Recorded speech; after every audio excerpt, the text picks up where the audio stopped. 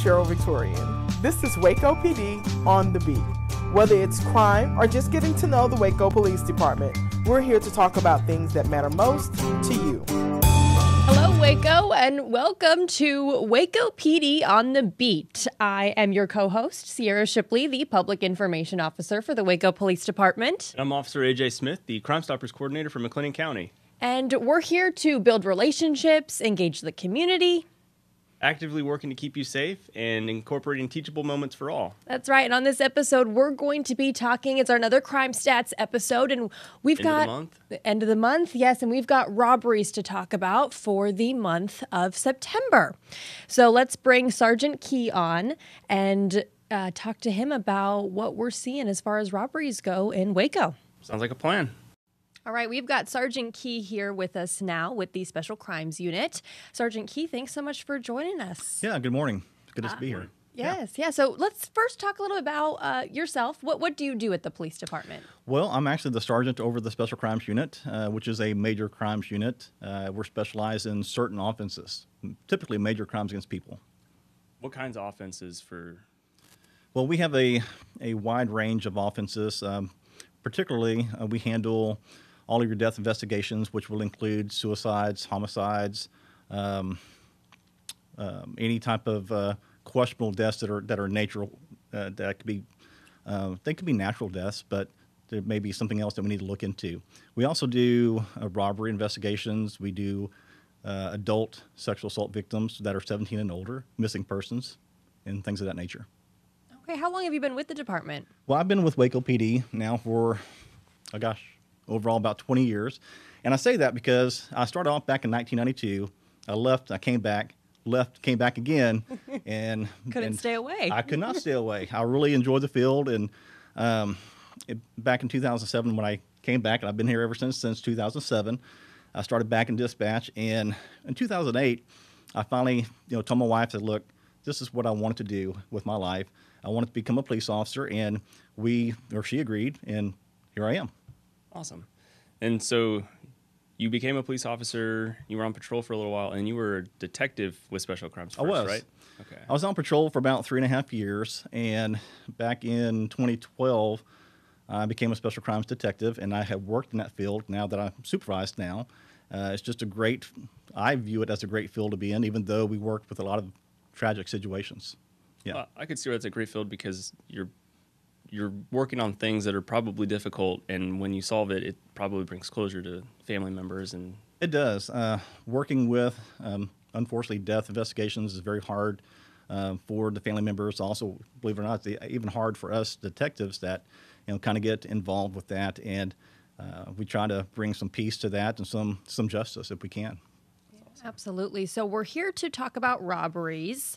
We had a bit of an increase in the month of September. Yes, we did. And so first, let's explain, what a robbery is. We had Sergeant Z on our first podcast, and we talked about the difference between like a burglary and a robbery, but let's refresh their memory. Yeah, absolutely. I watched that podcast. He did a really good job. And there is a difference between a robbery and a burglary. A lot of people, when they think that they come home and they find their place broken into, they say, well, I got robbed. Well, it doesn't matter how you look at it. As long as you report it, we're going to go out there and investigate it. But there is a stark contrast between a robbery and a burglary. So burglary means that when someone enters into a structure, and it could be either a home, a business, it could be a storage shed, a car, things like that. Somebody enters in and they steal something, then that's considered a burglary. Whereas a robbery, you're actually using either the threat of force, you're using force against somebody, and you're taking property from that specific person. And we also have aggravated robberies, which is you're using a deadly weapon, whether it be a knife or gun or something that can cause death to somebody. You're causing injury to somebody that's 65 years or older or a disabled person. That makes it an aggravated robbery.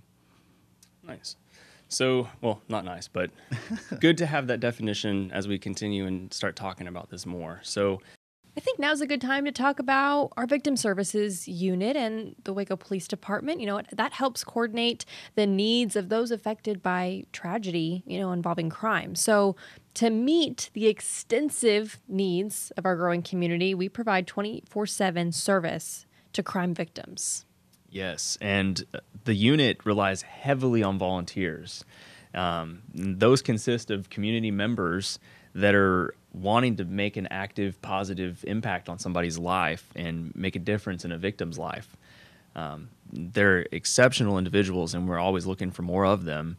So if you're interested, we've got some information on how to get involved with that program. Yeah, these are people who are just really have the heart to help and want to make sure that those in your community are getting the resources that they need at their, lowest point in their life. Are you noticing any trends? Like, is there something specific happening that you're saying or your detectives are seeing that could coordinate with why we've had a couple more?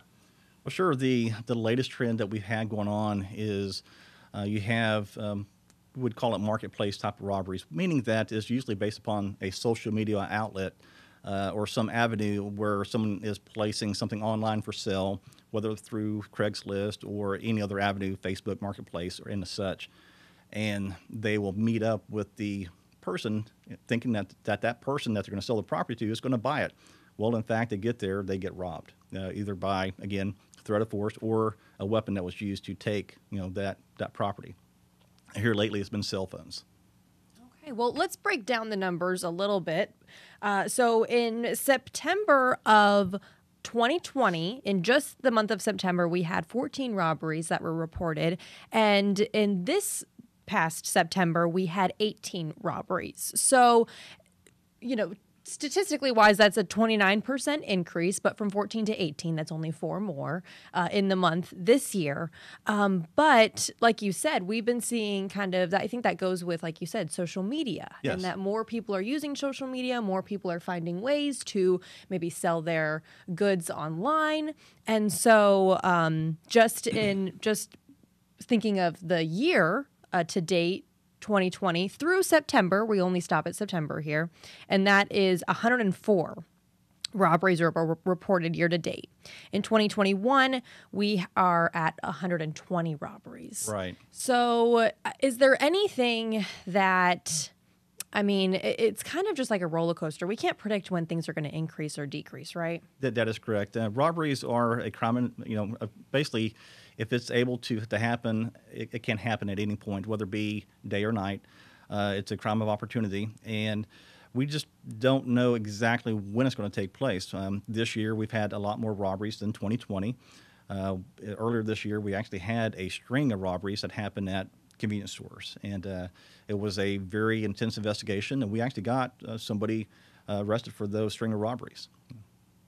Explain the attention to detail and just the lengths it goes to have an arrest in cases like that. Oh, there's just so much that goes into it. I'll even paint a picture for you as well. We had a robbery of Richard Car Motors. It was a very intense investigation. We had 3 individuals that robbed the actual business, also robbed the people inside the business there. That investigation was very intense. It lasted 4 months, probably 6, 7 months. We were finally able to arrest 3 people for that robbery itself. But the detective that's assigned to it, we use everything that we can at our power to figure out who was behind those robberies. Obviously, with their wearing face masks, gloves, and things like that, it makes it a challenge for us to figure out who the bad guy is. But we have a really great group of detectives that their passion is to solving crime and getting the bad guy put in jail. I can't release all the secrets about what we do because basically once the offender or the criminal changes their mode of doing things, we have to change with them, and we use everything at our disposal to make that happen. Awesome. So with this Richard Car Motors robbery, it sounds a little bit different than the Facebook Marketplace ones. Kind of going back to those marketplace type ones, what are some things people can do to prevent that or make it a little bit harder to be a victim? Well, I would say that the very first thing to do is that if you're going to meet somebody that you don't know, you've never seen before, you've only had interaction with them via online, through a text message, chat, whatever it may be, you don't know these people. You don't know their background. I don't think most of these Facebook Marketplace actually have some type of a rating for the person that is selling or buying the property. So you're really at risk. You're already at risk. So what I would say, in order to avoid some of that risk, is that you need to meet at a safe place, somewhere in a dark alley or at an apartment complex that you've never been at before at nighttime, late at nighttime is probably not the best option for you. So we recommend any safe place. Anybody is able to come to the police department to make whatever exchange in the parking lot, in the lobby. We are a safe place. There's many different locations, whether it be in a public setting, at a business that is open and not closed, where there's people that are around. And so you got to be mindful of your surroundings. It definitely goes back to being proactive. Absolutely. For sure. Is there a robbery season? I know, around this time you might see a little bit more, maybe robberies or even burglaries. But is this the time where you're seeing more and more happen? I would say yes. The robberies happen all year round, and again, it's a crime of opportunity, and it could happen at any point. But I would say specifically, we tend to see an increase starting in September, and it will start to taper off about the end of February. And then March and April they're not as bad, but they do happen. But I would say during that time frame between September and February, yes. Yeah. And with a robbery, that's definitely something, like you said, it kind of happens right then and there. It could be an aggravated robbery if it's use of force. And so what should someone do if they find themselves victim? Well, if you find yourself a victim, the very first things you got to do, if you got to make contact with 911. Call the police. Let us know what happened. Let us know where you are. Sometimes if your phone is taken, then you need to knock on some doors, go to a business, some place that's open, and make the phone call to the police department. The faster you contact us, the better chances of us, finding out who the bad guy is. So it really helps. Yeah. That's the very first thing. Especially if you're in one of those populated areas, you're probably going to find somebody that's got a cell phone because everybody's got one. And yes. Yeah, don't be afraid to ask people for help. The last thing you really need to do, or the last thing that I would say, don't wait a long time to make that phone call to us. Response time is of the essence for Waco PD. We try to get to your location in a timely fashion as we can, but the quicker the better for us. Yeah. So Crime Stoppers is my program that I'm responsible for. It's countywide. You reach out to Waco Crime Stoppers, and Crime Stoppers is an organization that bridges the gap between law enforcement, the community, and the media. So it's kind of a triangle, and the thing in the middle is Crime Stoppers. So a lot of people are discouraged from reporting crime, so we encourage them with the incentive of up to $2,000 if your tip leads to the arrest. A lot of people are discouraged from reporting crime because they don't want to have any retaliation or in fear of retribution. So Crime Stoppers keeps you completely anonymous. I don't know who you are at all, unless you put your name in the tip. And then I remove it so that your name is no longer associated with that tip. Crime Stoppers kind of helps encourage the community to get involved to help our law enforcement partners solve crime. And that up to $2,000 helps fight your apathy from wanting to report. The anonymity helps fight the fear of retribution. And we allow you to anonymously submit your tips. So you can submit a tip by calling 254-753-HELP, which is 4357, or spells help. Yes. For those of you that are old enough to remember texting with just 9 digits instead of like the full keyboard, that might help you remember that. And then you can go to wacocrimestoppers.org, or you can download the P3 app, and I highly recommend that, because then if I've got a question for you, or you want to add more follow-up information, you just log into this anonymous app and send me that info.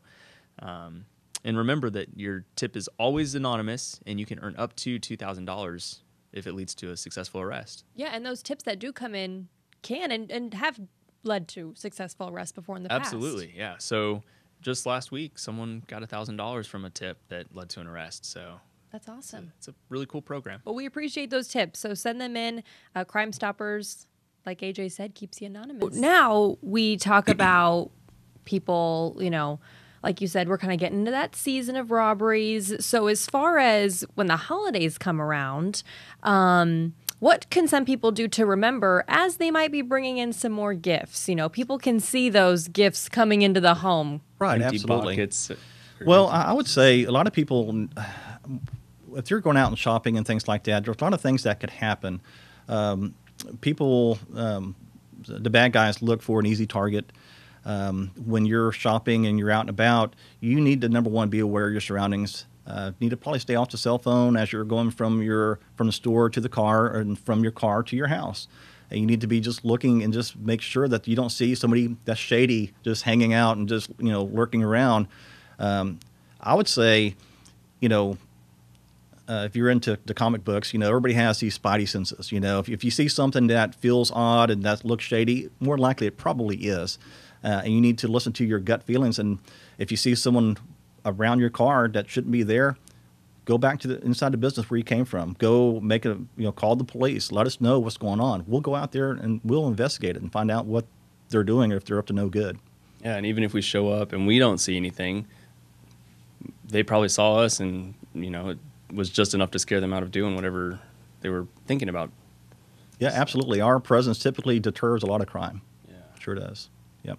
Yeah, absolutely. Now, we've seen, breaking this down into neighborhoods for, we can do, year to date from last year to this year. We saw kind of Richland Hills, downtown, and Baylor. They all saw, a little bit of an increase. Richland Hills, we went from, 15 in 2020 to 23 in 2021. Downtown, 6 to 11 robberies. In Baylor, we saw 2 robberies to 8 robberies. Why those specific areas do you feel are targeted? Well, these targets they're obviously more populous than most other places. Anytime where there's an influx of people, it gives more of the bad guys a chance for committing their crimes, their robberies or their thefts and things like that. And so when there's a lot of people, yeah, that's where they're going to go. Do you feel like, because sometimes people might think, Richland Hills, that's kind of like the mall area. Right. People might think that, going to the mall, if I'm selling, this certain phone or item, whatever it may be, yeah, we can meet in front of the mall, no problem. But it all goes back to time of day too, right? Sure does. Absolutely. It goes back to time of day, and most of those type of robberies that do happen, we find that they're under the cover of darkness. Most of your crimes are typically committed in under cover of darkness. And so if you're going to make that exchange at the Richland Mall parking lot, then you need to be where there's people at and not away and isolate yourself, which we tend to find out what happened. Most people, even the people that are there at Richland Mall, I mean, they're there to shop. They're there to, have fun with their kids or whatever it may be. And they're not really paying attention to a lot of things that go around. And so you really need to be mindful even of that. So if you're going to be in the parking lot making that exchange, at least be around some people that may see you. Right. Because, if you've got people that aren't paying attention to their surroundings, if you're not paying attention to your surroundings either, just everybody's in their own world, sucked into their phone or distracted with kids, keeping them corralled so they don't run out in front of a car. So, yeah, you could potentially be looking out for your fellow neighbor and trying to keep them safe too. Yeah, and that's really the important thing is, I mean, the people around you, they're going to see, they should be able to see and hear things that are going on. It doesn't happen all the time, and crime can actually happen in front of them. But the most important thing is if someone else sees something that looks suspicious, it's okay to call the police. I know my patrol guys are probably thinking, oh my gosh, we're going to get some more calls. But ultimately, it's going to help us as a police department and help the community as a whole when we help try to identify the issues as we see them. And as the calls that come in, we see the suspicious person that's been hanging around the mall or a specific store or whatever it may be. And these people may have a legitimate reason for being there, but if they look suspicious, it's okay for us to make the phone call. We'll go out and talk with them, and if there's nothing to it, then we're on our way. Well, and I know you've had this conversation before where a lot of times, even if people see something, they don't necessarily say something right away either. Right, absolutely. It goes back to, and I hate to, because I know we're talking about robberies, but we had this broadcast about a murder that happened recently, and we know for a fact that there was 10 to 15 people that were standing outside when this shooting happened, and we didn't get any phone calls, not one phone call that came in. The only phone call that we got is whenever the victim smashed into a fence, and that's all we got. And so we definitely encourage people, if they see something, contact us. Let us know what you saw, or whatever suspiciousness was that. Yeah. Even if you think someone else might have, they'll call it in. Yeah. I know that person over there saw it. They'll do it. Yep. And if you're afraid of retaliation or them knowing who it was that said something, you can always contact Crime Stoppers. Absolutely. So Crime Stoppers has a campaign going right now that's see it, say it. It's like, if you see something, you can report anonymously to Crime Stoppers, and if just helping solve that murder isn't enough for you, Crime Stoppers pays up to $2,000 for any information that leads to an arrest. So Right. it doesn't even have to be a conviction. It's just, if Sergeant Key and his people are able to make an arrest on one of these things, you can get paid for it. So I think it's a great tool. We try to utilize Crime Stoppers all the Yes. time, and we appreciate the jobs that you guys do and the information that you guys put out for us. One of the highlights and I can't stress that enough, just don't think that someone else is going to report it. In order for our community to get better at what we do, and in order to have a better community, we need to really get involved. Be watchful for your neighbors. Be watchful for, women and children that are walking to different places. Men need to step up and be men. Absolutely. And simply not doing anything that can really hurt your community. By not reporting certain things can hurt your community. I would hate to see anybody be a victim, but there is that chance. I would like to believe that Waco PD can be everywhere at all times, but really we can't. The people that can be are the people out there right now that are living life on a daily basis and being watchful, being observant, and then if you see something, report it. All right, we're going to take a pause here for a second and talk about the Take Me Home program. This is something that I actually just recently learned about myself. Same. Yeah. And so this is a free service, the Take Me Home program. It's available for all residents of McLennan County, for adults and children who have difficulty communicating due to either a developmental or cognitive disability. Yeah, so the database is maintained by us at the Waco Police Department in our communications division, and it's only accessible to law enforcement. So just law enforcement personnel can get this information, and sometimes it'll have a photograph, the information on what their disability may be, a physical description, and most importantly, emergency contact information for that individual. Yeah, so this Take Me Home program, it really helps that adult or child who has that difficulty communicating, helps the officer kind of understand who this person is, who that emergency contact is, and where they can go to, have that safe place for them. So these individuals, they tend to be at risk for maybe wandering or include disorders such as Alzheimer's. They might be on the autism spectrum disorder, dementia, Down syndrome, things like that.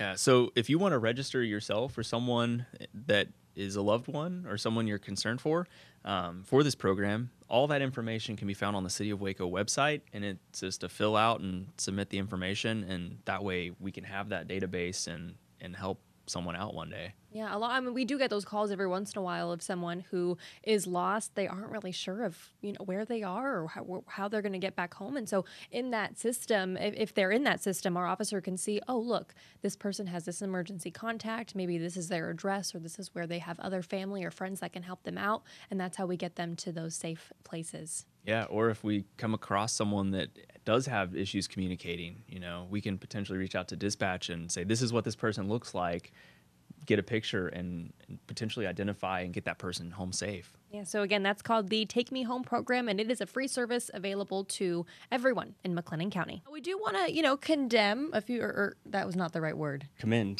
thank you. I was worried I was going to say something. We want to commend a few neighborhoods that have seen a decrease in robberies, and that's the Heart of Texas neighborhood, Brookview, and Brook Oaks. There wasn't a whole lot of robberies in those areas to begin with. In 2020, we saw, in the month of September, 5, 6, and 8, and then that went down to 2, 3, and 5 robberies.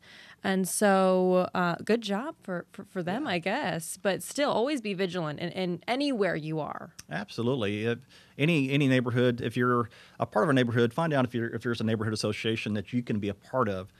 we strongly recommend that for neighborhoods. I'll put a plug out for those guys as well. I know it's important for people to get involved. This day and age where in order to help your community out, there's so many different things that you're able to do, getting involved with a community organization, getting cameras on your houses, or things like that can really help us as the law enforcement agencies to help, get some good video and then maybe identify some suspects that may be involved in crime. Yeah. And, on top of the neighborhood groups, the Citizens Police Academy have the volunteers that'll jump in their cars and they call it a swarm, I think, where they drive through a neighborhood one night just to deter people. They've got these signs that say police volunteer or police swarm or something like that. So, because it just goes back to helping your own community, because there's only so many officers that have to work the whole city, but you live there, you're there every day, and you know what looks normal and what shouldn't be there. So if you see something that doesn't look normal or doesn't look right, it's like Sergeant Key was saying, call. Yep. So absolutely. Well, before we wrap it up here, Sergeant Key, anything else that you want to say, touch on, talk about robberies, anything like that? The biggest thing I would say, and we kind of said it before, people just have to be aware, have to get out and drag themselves away from the phone or drag themselves away from their daily life and just pay attention to what's going on around them. I don't think that all robberies can be prevented, but we can definitely make sure that we can lessen the impact of it, maybe lessen some of those. We're all about catching bad guys at Waco PD, and it takes a community for us to make that happen. A lot of the robberies that we solve, it helps when we get the tips from the community and for people to get involved and to say, you know what, this is not going to happen on my watch. This is not going to happen in my community. I'm not asking anybody to step in and put themselves in harm's way. What I'm asking people to do is simply make a phone call. If you see something, we said it before, and it just needs to be reported. Absolutely. Yeah. And again, congrats to you guys for getting those arrests. You said the Richard Car motor robberies, and then also the Croc robber we had, yes, with those string of robberies at the convenience stores. Just great job on your detectives' parts as well. We work hard at it, and we have a bunch of good guys and that take care of business, and they're serious about doing it, and we're not afraid to put people in jail. We're coming after them. Well, that wraps it up here for episode 5. Sergeant Sam Key talking about robberies. Make sure you guys are out there staying vigilant, staying safe, and just be aware of your surroundings. Yeah, be aware of your surroundings. Look out for yourself. Look out for your neighbor. That's the big thing. It's like, help your other people out, and they'll help you out, and, the 3 of us can work together to solve crime. Yeah, absolutely. Well, thanks for joining us. I am Sierra Shipley, the Public Information Officer. And I'm Officer AJ Smith, the Crime Stoppers Coordinator for McLennan County. This is Waco PD on the beat. Have a good one, Waco. Till next time. Waco PD on the beat. The heartbeat serving